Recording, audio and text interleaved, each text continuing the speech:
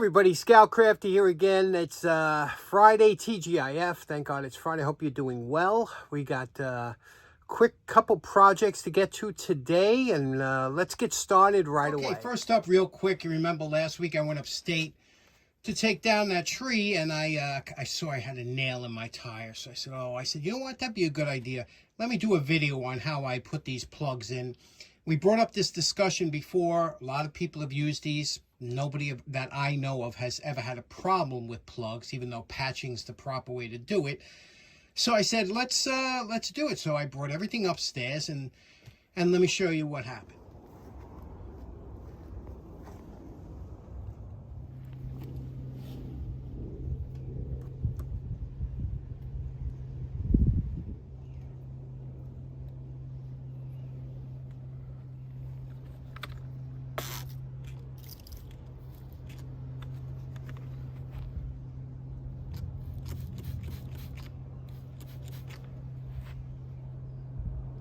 So this is what wound up being in the tire. Isn't that funny?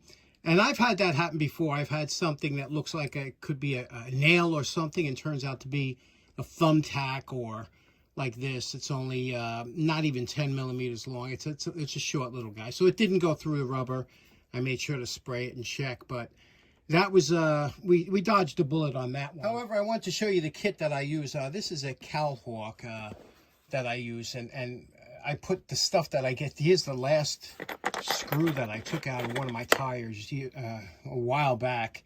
And you can see this one obviously went into the air chamber and I had to change it. But this is the tool, and they come in all different varieties. This one here has the solid heavy handles, which is important because you're putting a lot of force on here. It has hex keys that come with it that you can adjust this or remove. But if you notice the tip here, there are two types of tips that usually come with these kits. One of them is like this, that separates. You see how it's separated on the top? And the other one is a sharpened area here. So when you push the noodle through, that's dull on this side. See, it's dull, and it'll push the noodle through the hole. When you pull this out, that sharpened area will cut it and allow this to be removed. Whereas this one separates around the noodle and pulls out. Which one's better? I have no idea. You know, these are all, and here is the reamer. This one here is a nice heavy-duty reamer, and it came with quite a lot of noodles, which I don't usually leave this in the cart because, you know, you don't want these getting all dried out because the temperatures in the car aren't really climate control. But now this one here didn't come with a lubricant of any type to insert it. If you've ever tried to insert these dry, it can be a real problem. So what I was ready to use was a little rubber cement, or you could use a vulcanizing fluid, which is very similar because they'll both eventually vulcanize from the heat. But it is good to have some kind of lubricant to get that in there, because otherwise getting these in is a bear, especially on some of them harder tires. Do you have any experience with or without the lubricant? Let us know in the comments. Always great to have a discussion going on something like that. So sorry we missed out on that tutorial for today, but I did dodge the bullet, right? Okay, next up we have a lovely little jack here that was donated to the show from Roger. You remember Roger and Mike, the Tool Brothers from the show. Well, Roger, good friend. In fact, you know Roger a long time because I got almost all my clamps from Roger. Roger was my main supplier of all the clamps I did on this channel. And Roger said, here, take this for the show. He likes to see stuff done. And this one is a beautiful jack. I believe it's a there's no name on it. There was a round name tag here, I believe, and it's a Walker Badger 126. And you can see here how this works. Very interesting jack. Obviously, it's been sitting for a while. I think it's a 1-ton capacity. Let me show you what's so interesting and how this works. Now, what's nice about this type of jack is it's adjustable and it's multi-use. So you can jack it from here if you have a higher vehicle like a tractor or something. You could jack it from here, which is typically like a toe jack, or you can have this down and it'll give you, lift from a lower area. You can adjust this by lifting this little shoe up to a certain point and then start jacking. So it's a very versatile jack, isn't it? And you can see here how it works.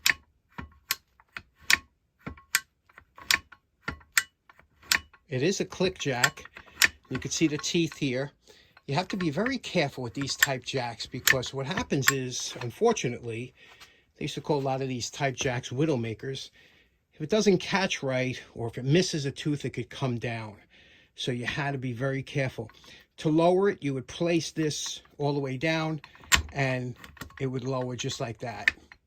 But again, you have to have kind of weight on it to lower it, or else it doesn't catch. What do you say we open it up, see how this thing works? Get it working correctly, maybe lubricate it. Let's check it. Okay, it looks like this comes apart from one side only, which would be this side here. You can see the screws that we're dealing with. See those screws? That has trouble written all over them, because obviously, you know, this thing's rusted just like what we did. And now we're going to have to, the first thing you want to do is try and either widen those screws, slots, to try and get a screwdriver good fit in there, or try and get a vice grip on there, wiggle it back and forth.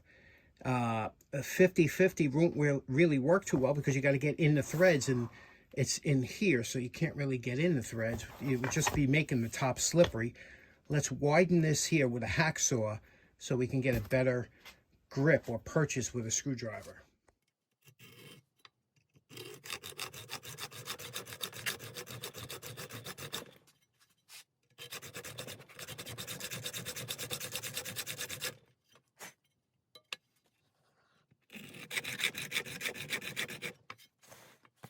Okay, there we go. Looks like we widen those slots a little bit. Let's see if we can't loosen them up. Okay, we searched out a screwdriver that'll fit this one anyway. This is a nice Cloudy Craftsman. Again, probably, yeah, Western Forge. Yep, good old Western Forge. They couldn't mix chemicals if you paid them. Okay, let's see. All right, we got movement. Lucky number one. Okay, now, will we get so lucky with number two? See, it's not fitting in number two. It's got a little, it's not going all the way in. Let me get another screwdriver. Here we have this one here seems to fit a little better. Let's see if we can't. No, it's starting to twist. Let me try the vice grip trick. Okay, we clamped the vice grip onto the head here. Now what we're going to do is we're going to wiggle it back and forth slowly. Hopefully they'll break it free without breaking the head off or whatever. But we need to get some movement in there. It's just once you get some movement back, we're getting movement. Can you see that? We're getting movement. It's not just a vice grip. So you just got to work it back and forth. These are always a pain, man. These jack screws. There we go. We got some decent movement. You know, sometimes removing a screw is very similar to tapping. You have to feel like when it starts to lock up, like it's locking up in that position, you go back and you work it a little past that position and a little past it more. And just keep working it back and forth. Let the threads do their work until you get to the point where it's coming out like that. These things could be a real pain for some reason. I don't know. Maybe because it's the castings. Maybe it's the type of hardware they used. But there we go. You can see here. We could fix that head. Okay, let's see what we got underneath here. Oh, the heck is that? What is that? Okay. All right. Look at that. This is where you have to get this on video, because if you're like me, I'll put all these parts 100% backwards. That's just the way I roll. Some of these pieces probably slip on. You know what we'll do? We're going to brush this off and take another look.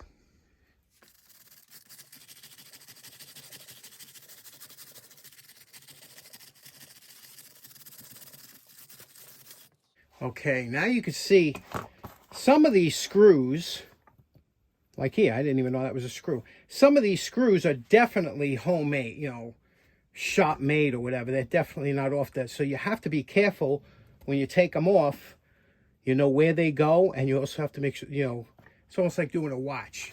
So let's take a look. Okay, before I try and do anything with the, I sprayed it down with a little 50-50, going through it one more time with the wire brush, and then I hit it with a little bit of heat, just a little bit of heat, just to burn off anything. But I don't believe this will be the same problem as it was with the outside covering, because that was exposed to the elements. I think we'll have a easier time with these, because usually these were greased at one time from the factory.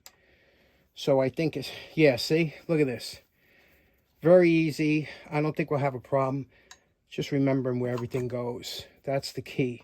Okay, now this is where you have to decide where you want to go with this, okay? Because the rest of what we have on the rest of this jack is all swaged or mushroomed over, all the pins, okay? So we have this pin here. You see this pin that moves this up and down?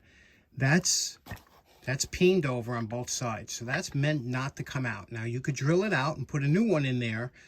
But again, now it opens up a whole can of worms when you start taking out the original pins. Here's another one. See, this is here. That's pinned. That's pinned to this part. And it's done that way for a reason at the factory, because that obviously those things have to be secure to their specs. So I'm not going to go to that point where I'm taking this apart any further, where I take these out, because I'm not going to do a full restoration on this now. I want to do I want to get this thing working in working condition, kind of a patina boy restoration. But you see where we're at now, okay? So now's the part you start cleaning things up. We'll get it back together, clean everything up, lubricate it, and see where we're at. Okay, we cleaned and lubricated the inside. Let's take a look at how this mechanism works. You could see here, everything has been gone over. You could see how that one pawl, there's two pawls in there, okay, towards the top here. One locks in and the other one raises it, while the other one makes sure that it won't come back down. So it's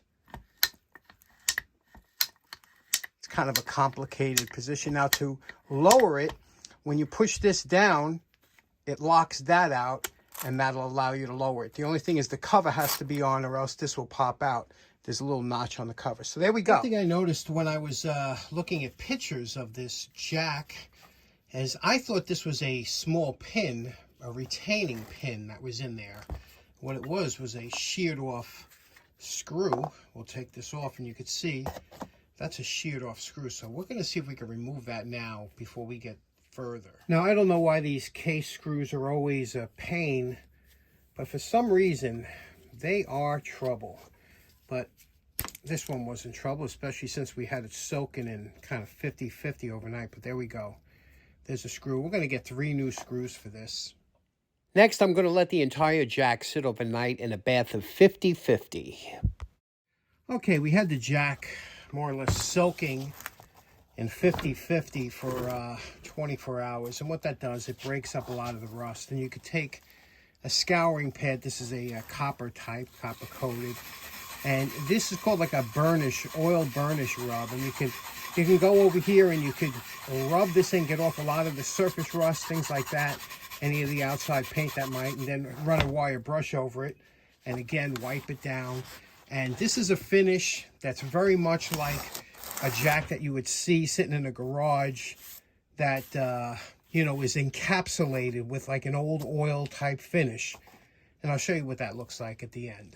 Now, you know my favorite part. Remember what this jack looked like before we started. And we're calling this project done. Today's objective was to just get this jack back in working order, where it's all ready to go. You can see here, it works beautifully now, up and down. The thing is that now you have to decide where you want to go with this, how far you want to take it. I got new screws sitting behind it. You can see right over here.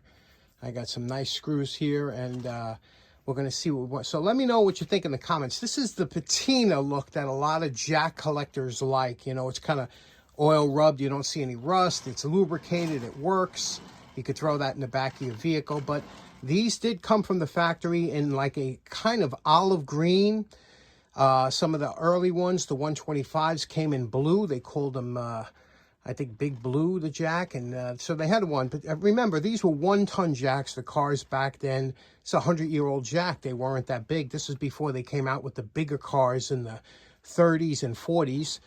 You know, remember the Model Ts and the Model As, they were pretty lightweight, so you can handle it. So these didn't last too long. They, you know, kind of went out of style when the bigger cars came. So what would you like to see done to this jack? Let me know in the comments. Okay, so in closing, let me know what you want to see done with the jack. Special thanks to Roger for supplying that beautiful jack. And I hope you have a great weekend. We'll see you again on Monday. Take care now. Bye-bye.